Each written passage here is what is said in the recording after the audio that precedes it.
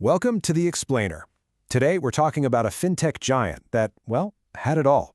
We're talking massive growth, millions of customers, a billion-dollar valuation, and then they basically decided to tear it all down and start again.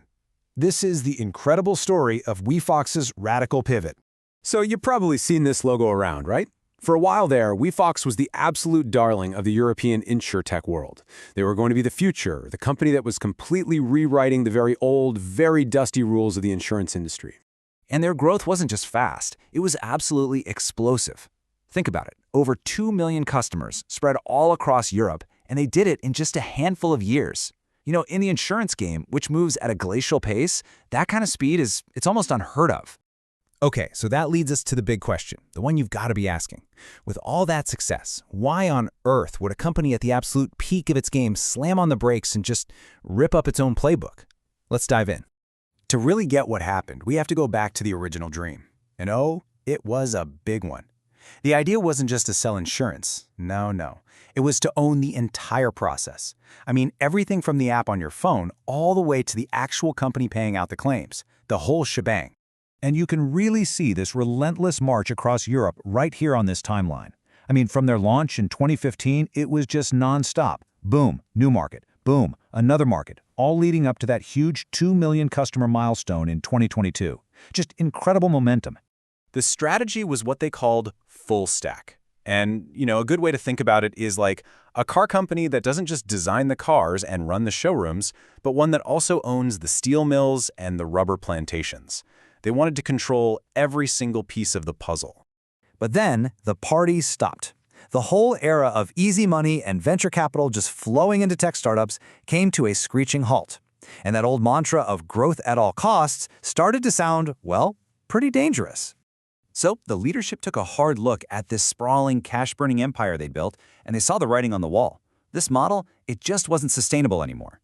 A change wasn't just a good idea, it was a matter of survival.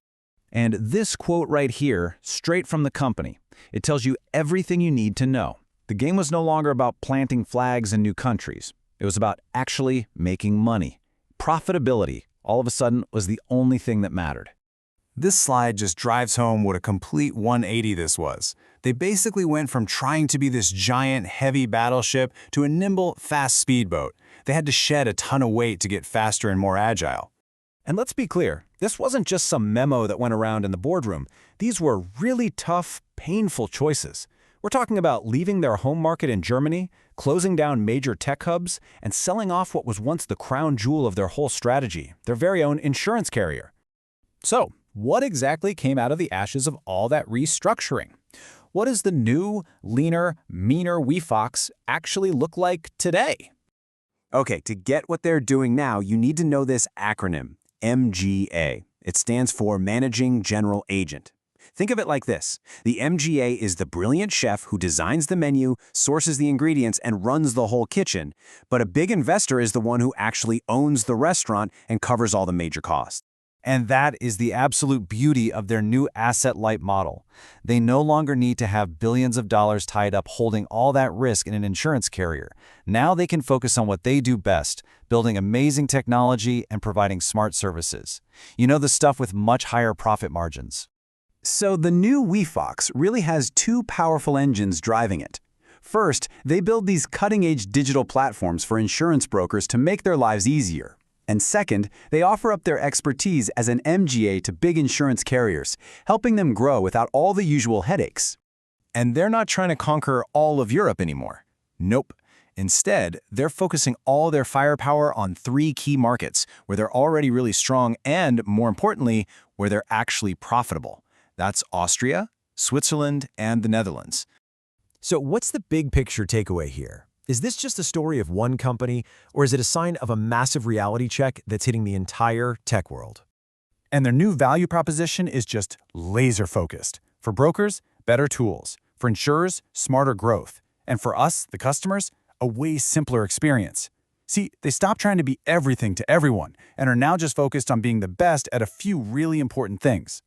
This visual just makes it so clear. The new Wefox is this perfect 50-50 split between two lean asset-light operations. It is a world away from that complicated capital-guzzling machine they were trying to build just a few years ago. You know, the Wefox story feels like a really powerful signal that the tech world is kind of growing up. The era of just chasing growth at any possible cost seems to be fading, and it's being replaced by this new focus on building sustainable, profitable businesses. So the big question it leaves us with is this: what does this new, more sober era of tech mean for whatever the next big thing is going to be?